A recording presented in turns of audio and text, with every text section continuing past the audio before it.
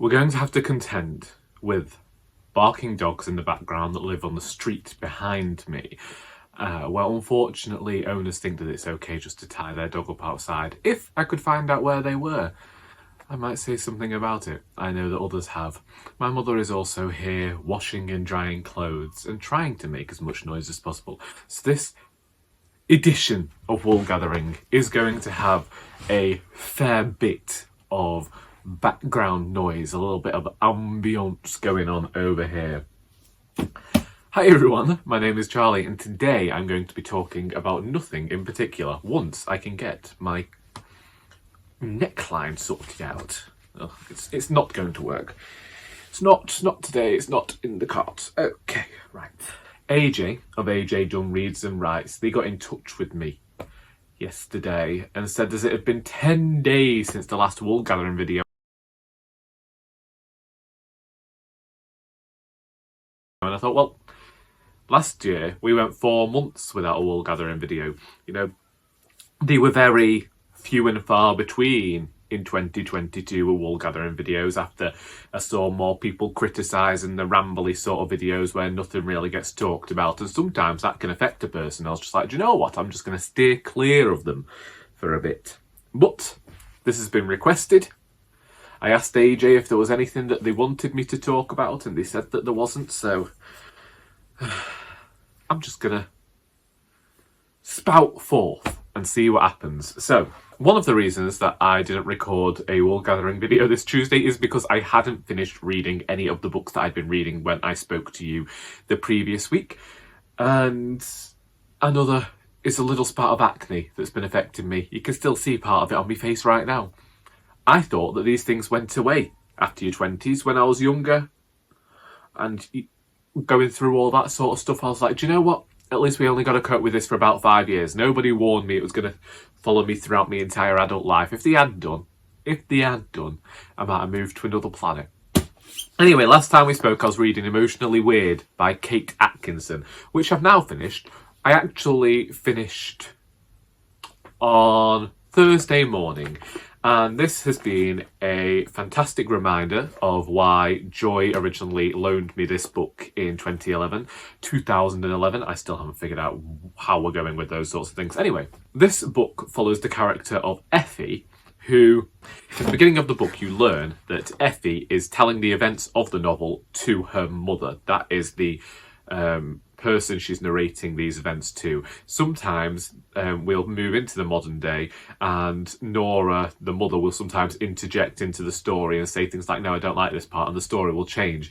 But for the most part, Effie is this young woman who doesn't know who her real parents are, and she is a student at university who's failing all of her classes. She's supposed to be a creative writing student. She's not attending any of her English literature classes or her creative writing classes. She's got tutors coming out of her ears asking for assignments that she's not finished. And I remember that at the time when Joy lent this to me, she said she was reminded of a character, and I got mildly offended because I was certain that I reminded her of Kevin. And Kevin is this overweight teenager who's got a really long spanning fantasy series planned, and yeah, he's not described in the nicest of fashions. But what I love about this book, and it's been great to revisit, one is the narratorial voice, and even though it's set in Edinburgh, I found myself, it's set in Dundee, sorry, I found myself reminded of Victoria Wood's prose, her style for comedy, because I did find it very funny. It mocks creative writing classes, it mocks the university culture, it mocks magical realism and postmodernism, it mocks all of these different literally, it mocks all of these literary techniques, but when it does it, it doesn't feel like it's doing it in a way to like poke fun. Even though it is doing that, it doesn't feel like it's being peevish when it does mock these things, and I particularly enjoyed that. I love the events you get taken on. It's absolutely senseless at sometimes. It's like, where is this going? What's the point of this story?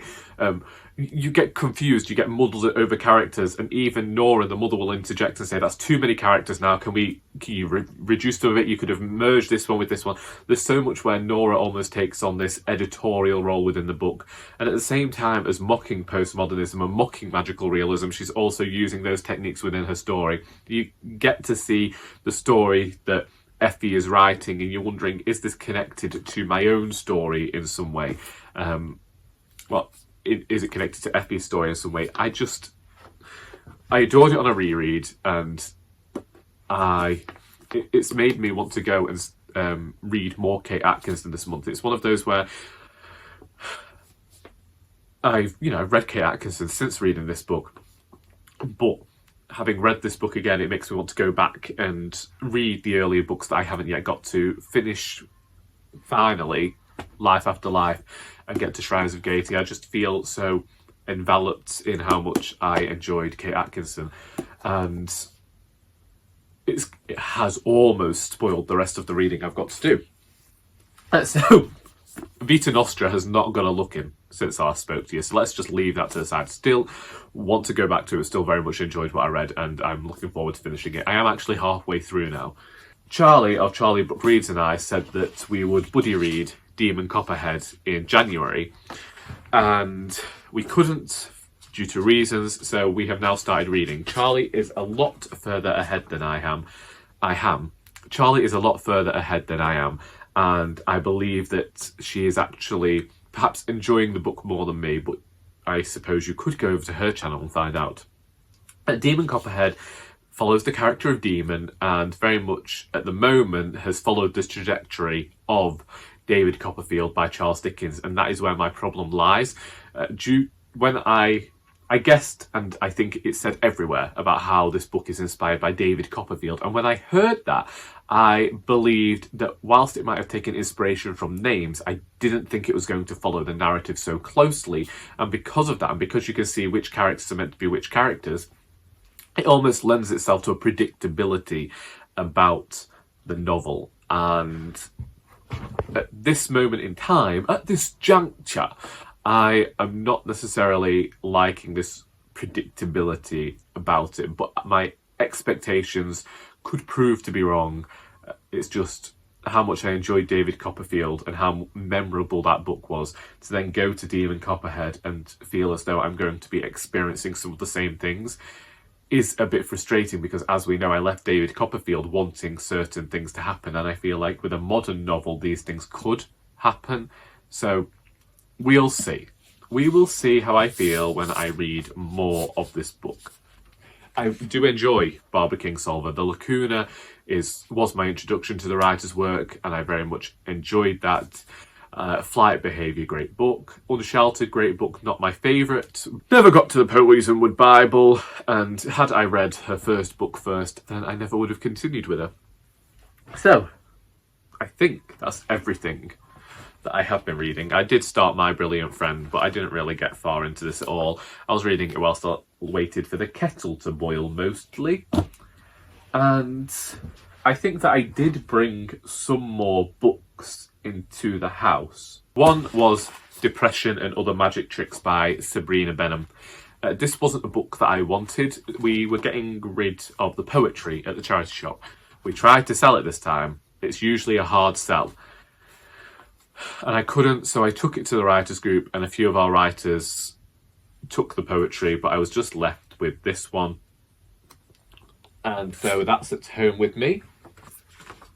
Sorry, it turns out I did acquire books, and I just forgot about them.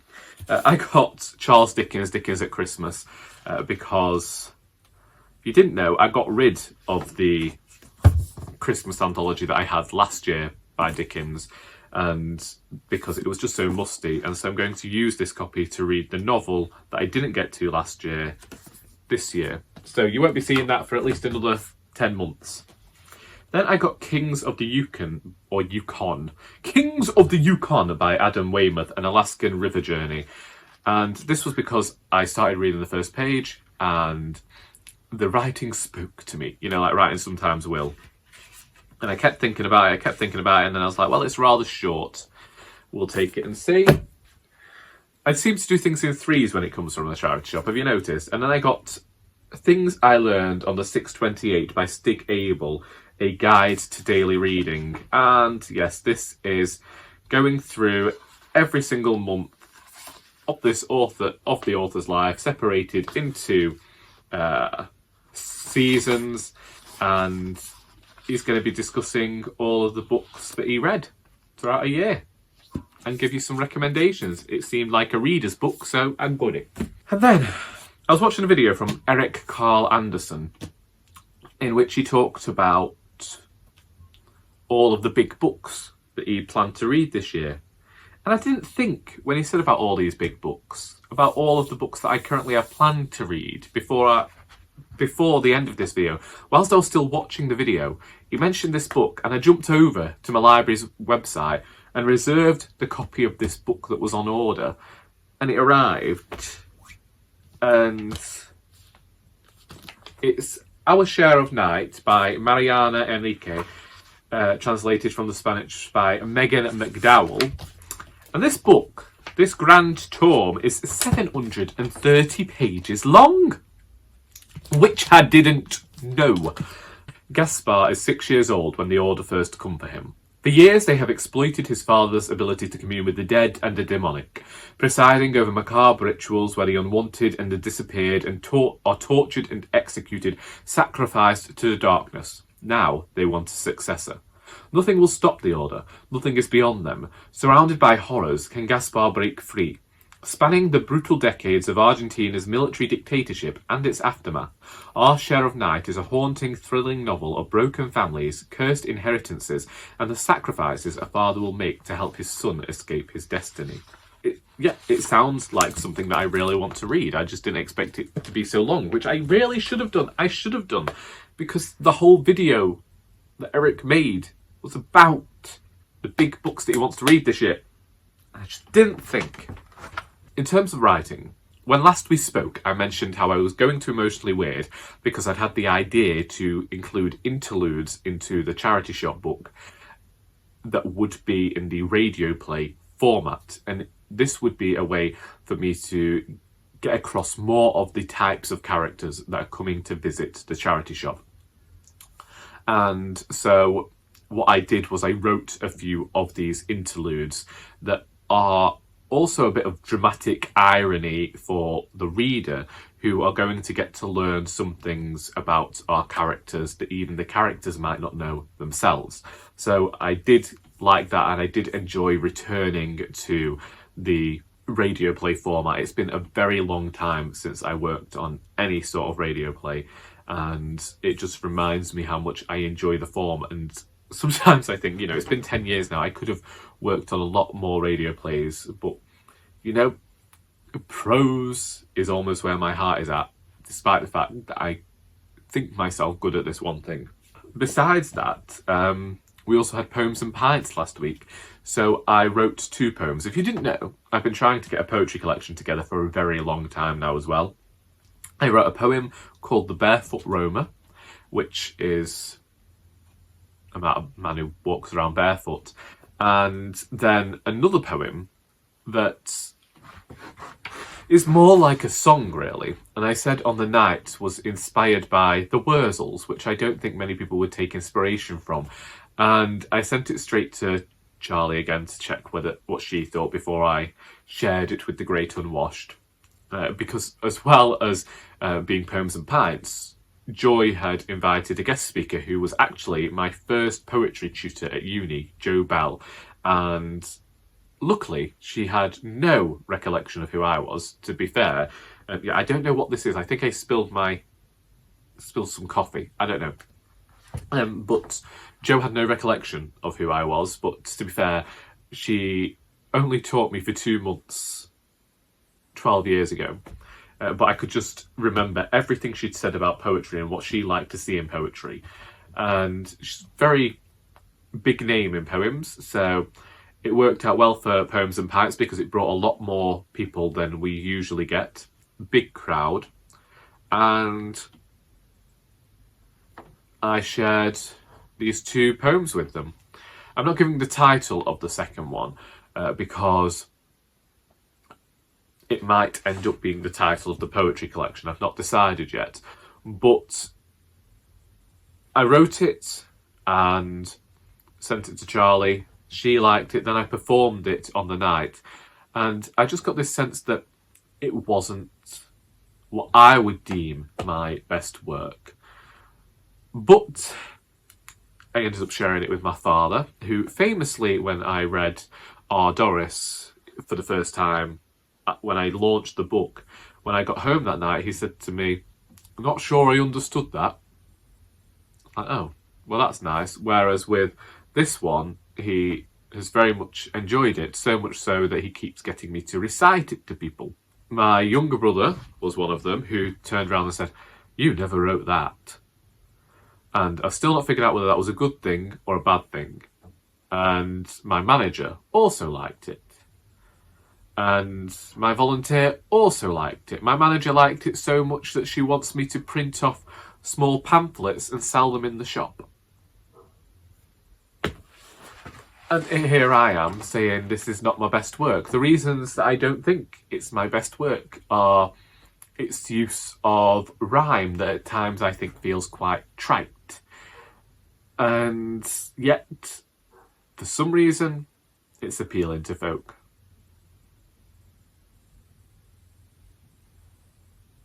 The mind boggles. I can't send this anywhere. I don't think that anywhere would print this poem. Because, as I say, it's closer to lyrics than anything else, and rhyming ones at that. Like, ugh. It's like Pam Ayres. And not even good Pam Ayres. Ugh. Well, I'm sure I'll figure something out to do with it. Like I say, it could end up being the title poem of the collection if I wrote a few more in that vein. If it turns out that my whole thing in life is to write poor poetry, then I think I'm doing a good job. You know, it's nice to experiment with a form that you don't necessarily use often because it can humble you, because you think you're writing very good poems at the time, only to turn around and find out that they're some of the worst in the world. I say this because I got home from work on Friday and I got a rejection letter from a poetry magazine. And the whole reason I submitted to them was I'd read some of the work of their magazine and I thought, oh, well, my stuff's much better than this, I should send it in. Only to get a rejection. And this is why you shouldn't get cocky, this is why you shouldn't get arrogant. Obviously, I didn't say that to them, it's just something that I thought at the time. And so it continues. You know, we've been at this, as I say, for 6 years, and in 6 years we've got one poem printed, so I think that... well, actually, no, it's not even 6 years now. I kept saying 6 years, that's the number I've been stuck at. But I think I actually started in 2015. It could be 8 years. It could be getting on for 10, because I'd have to look and see when I sent a poem into the Rialto Nature Writing competition, because I did actually get longlisted for that. I got shortlisted for something else as well, but I remember what poem that was now. Anyway, that doesn't matter. We don't do as well with our poetry as we think. What else is there to talk about in terms of writing? Well, aside from writing, to talk about the charity shop for a second, we've had, after some time, we've learnt that someone misread our insurance years ago, and we could have actually been having volunteers who were below the age of 16. And so we let people know and invited them along from, you know, folk who were doing the Duke of Edinburgh Award scheme. Well. My heart fell out my chest when last Monday someone brought the application form in and they hadn't even been born when I started volunteering with the charity, and I was one of the young volunteers. I was the youngest volunteer when I started with the charity. And they hadn't even been born. Come in. And do you know what it says on their application form? And this isn't just one. Another one came as well. 09. 09. I was born at the end of one century and they're not even born at the turn of the century. And then my brother points out that people who were born in 2002 are now in the 20s, and people born in 2003 will be entering into the 20s soon. And I just think, oh my goodness. Oh my God, I can't be doing this. It makes me feel so incredibly old.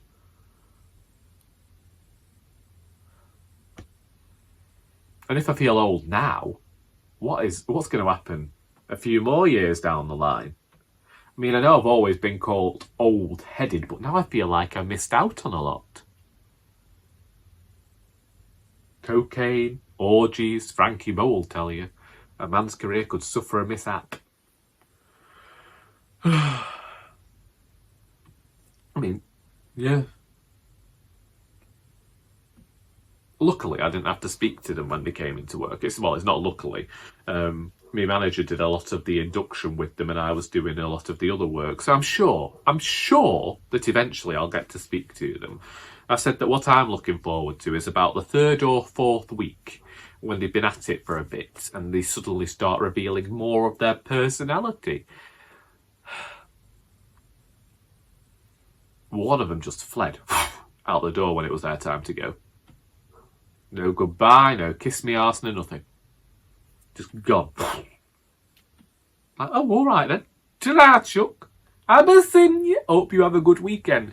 No, didn't have a chance to even... didn't have a chance to even say goodbye. At least the other one allowed me to. But when I mentioned it to my manager, she just said, he's a teenage boy. Like, yeah, but I wasn't like that as a teenager. I still said goodbye to people.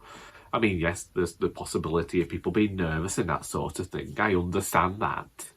I was incredibly nervous on my first day with the charity. I bring this story up all the time. Picture the scene. It's the 12th of July 2008. I'm not yet 16. And they're holding a Mills and Boon event at the library. Now, I'm not into Mills and Boon. That's my mother's thing. But it's all about writing. And I'll go along to any writing workshop in Macclesfield. I arrive, and not the gender that the host had expected, nor the age group. Felt like she couldn't talk about anything. I was like, I wrote my most sexually charged story at the age of 10, love. There's nothing you could say to shock me. I mean, it's true. And so I'm there. It started at about 10 and went on till 1:45. I have to be at the charity shop for 1. Not eaten. So my mother buys me a sandwich from the cafe next door. We go into the charity shop. One thing I should point out is it was pouring it down with rain, and I didn't have a coat, nor did I have an umbrella. So I arrived to the charity shop soaked through to the skin, and they told me to take my jumper off so that they could actually hang it on the door to dry. So I did that. So that's my first impression I've given them. Overweight teenager wanting to eat a turkey sandwich in their very small back room. And then they offer me a cup of tea. Well, I used to take sugar at the time, so I get me tea with me sugar. First thing I do, choke on the turkey sandwich that I've got. And what do I do next? Take a sip of the tea that's only just been put down, scalding hot, burn my mouth, choking on this turkey sandwich. I can never leave. It was one or two things. I've embarrassed myself so much that I leave and never come back. Or I've embarrassed myself so much that this is the worst thing I could have done. So what do? I stay. It's been, well, that was with one shop. I was there for 9 years. And then things happened at the shop I work at that, because I will have been employed with them for 10 years now, well, in July. And I've been around every single one of the shops. I've been passed around like I don't know what. But where I am now, I will have been there for 8 years at the end of September. And I don't know where I was going with that, but yes. So that means I will have done 15 years with the charity this year. 15 years. And it's all because I choked on a turkey sandwich. There have been much more embarrassing things that have happened since I've been with the charity. I think that's one of the rites of passage that you have. Well, I have anyway. The first time I started where I'm working now is I didn't know where our shop was. I'd never had to volunteer at this shop. I'd never had to do anything at this one. They were very self-functioning. And I arrived, and my dad let me out at the front, and I was like, well, I can't see any other way to get in. But then I thought, well, I'll see where this side street goes. I'm here early, so I walk around the side street, and I see one of my colleagues. And she says, "Oh, I'll let you in, Charlie." Because she'd come to the shop I was at to do induction, so she'd met me. And we'd also worked together when I was doing my induction at another shop. So we got on, we used to chat with each other and everything. Anyway, my manager had never met me before, the volunteers had never met me before, and they walk into the shop to find me stood there in the kitchen, this now rather obese 22-year-old, or was I 23 at the time, 23-year-old, just stood in their kitchen like, hello. I must have looked like a crazed intruder. I imagine that the Queen felt this way when she woke up and found that man sat on the end of a bed. Well, I imagine that's how they felt about me being there. Anyway, I've been there for nearly 8 years, so they either really, really hate me and they're just biding their time to chop me up and put me into rag bags, or there wasn't a better alternative. I don't know. But, yeah. It's old age, I tell you. It gets to you. Sorry, I just saw a book that I'd been meaning to read last month and I didn't read. Elizabeth Strout's The Burgess Boys. Will I get to this month? Let's say nothing about it, because I have also signed up for the BookTube prize. And Charlie is laughing at me because as soon as I saw which category I'd been given, I had a very choice reaction. I've read one of the books in my category so far, but a lot of the other books that are in the category are what I would describe as contemporary, something that I don't necessarily read. But there's a lot of fiction that's gone into this first round of the BookTube prize that I can't help but feel is somewhat contemporary in structure, and I don't see how it holds itself up against the literary fiction that's there. And I feel like some good books have already missed out on being in the competition this year. And I said this to Charlie, and I'm having this rant, and she says, "You say this to me every year that you shouldn't have judged again." And I said, "But it's just because the second year I had such a fantastic time." But I can already feel myself getting het up and angry about it. So you're about to get, for the first round of the BookTube prize, the most vicious that Charlie has ever been with his judging. I would say I'm not going to vlog the experience because I would just be angry for 2 months straight. But I'd say watch out for that video when it comes out, because I'm going to have some choice things to say about the books that are in that I have to read and rank. And none of them are going to be nice. None of them are going to be favourable. And the fact that one of these books has been included in the BookTube prize clearly emphasises to me the influence of book talk on reading and bookish enjoyment in general, and that is something of which I never want to partake in my life.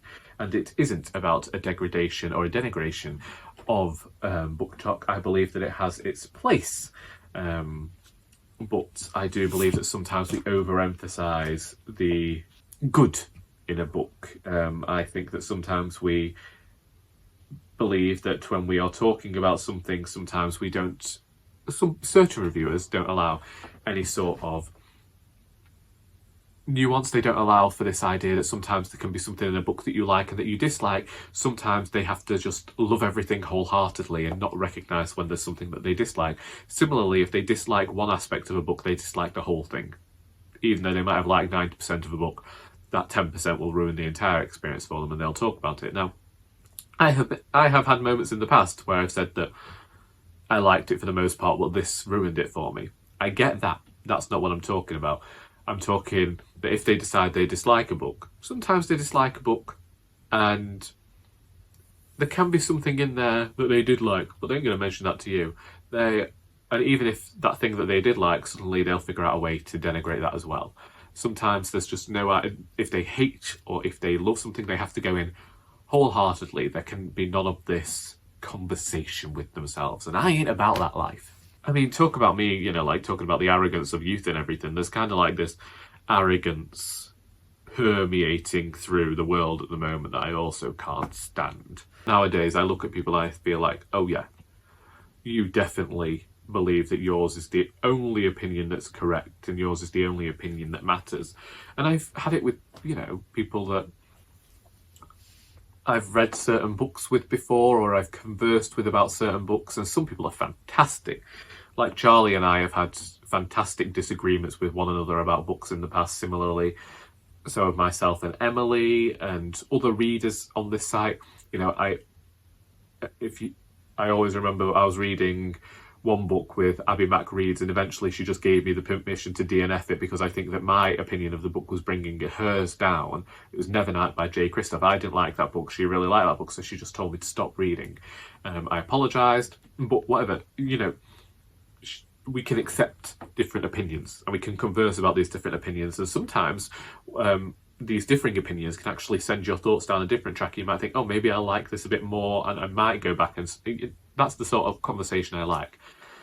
I don't like the brick wall approach of reviewing or reading a book that yours is the only opinion that's correct. Well, in some instances, mine is the only opinion that's correct. Anyway, my plans for today are to actually get some writing done, to get some reading done, and at one point in the week I'm going to try and record a wrap-up of what I read in January, because at first it started going very well and it quickly took a swift decline. Was there anything else of which I wish to talk about this week? Oh, I could tell you about the egg sandwich saga at work. I apologise to any vegans who might be watching this video. I'm aware that other egg alternatives are available. Unfortunately, they aren't available when you're buying a sandwich in Poynton and you're a vegetarian. So I stopped having lunch at work several years ago. One, due to the price of sandwiches, and also because I was dieting. But occasionally, indeed for about a month now, I have been having an egg mayonnaise barm cake. Now, one, this was because I hate egg mayonnaise. As everybody knows, I documented this months ago. I hate it with a fiery passion, but it was the only vegetarian option available in town. But it became one of those things that I was like, if we're going to have to eat it, we're going to have to learn to like it. Either way, forget what is going on this sandwich. We moved from the original bakery that we were going to a tea room around the corner for reasons. Now, the first week that we went out to get 3 sandwiches. Now, the only variations in these sandwiches are the bread that they're coming on. One of us wants a barm cake because he has metal in his teeth. One of us wants it on brown. One of us wants it on white. Otherwise, the filling's the same. Right? Right. Now, occasionally, sometimes they don't have the bread that you want. In terms of barm cakes, you can sometimes get it on brown when you wanted white. That's fine, I don't mind that. I understand that they're limited to stock. Get it, fine. But sometimes they have the stock and you didn't get what you ordered. We ring them up because we've been told sometimes it can be difficult to make 3 sandwiches whilst you stood there. Fine, whatever. So the first time they wanted to charge us, how much was it? Oh, it was only 2 of them going, and they wanted to charge them £10 for 2 sandwiches. And I'm like, no, I don't think that's right. And they were charging them for the salad that would have come with it. You get salad and crisps if you eat it in store. If you're just taking a sandwich out, you aren't paying 10 quid for it. Otherwise, it's a very expensive flaming bat for stock that they bought at bloody Aldi. Anyway, so they eventually work out the price without the salad, without the crisps, and fine. So, okay. They get it wrong one week. Then they get it wrong the next week. Then they get it wrong the next week. And they keep getting it wrong in some way. Sometimes I don't get the sandwich that I ordered. Sometimes the volunteer doesn't get the sandwich she ordered. Sometimes the manager doesn't get the sandwich that she ordered. Sometimes we all get the same sandwich despite the fact that we actually all ordered whatever.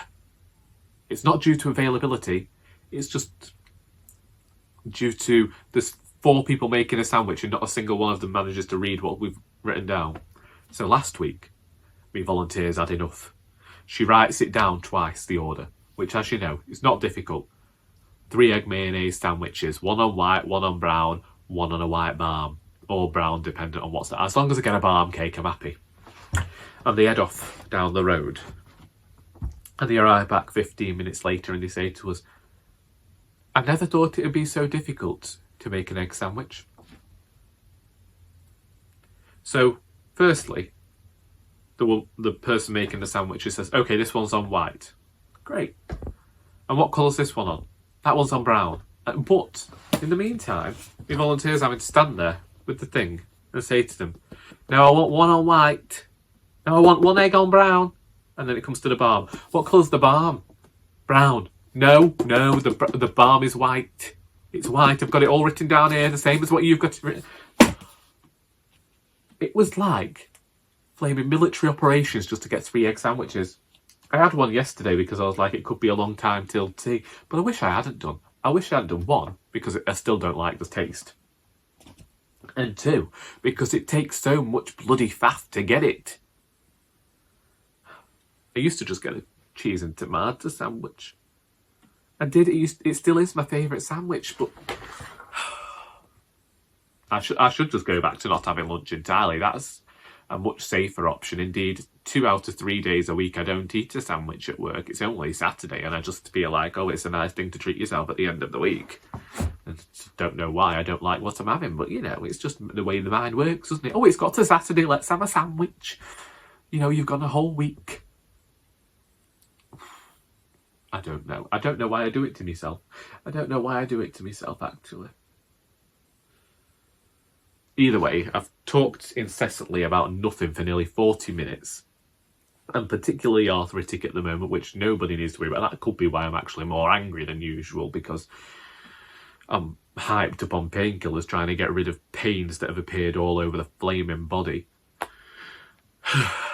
Either way, I'm off. What have you been reading this week? What have you been reading, writing, watching, listening to, that sort of thing? I watched See How They Run, which I found to be a film I thought I was going to hate at first, but actually rather enjoyed in the end. I hope that you've got something out of this video, even if it was sheer boredom, even if it was just something to watch whilst the police came to take you away, because until next time, that is all.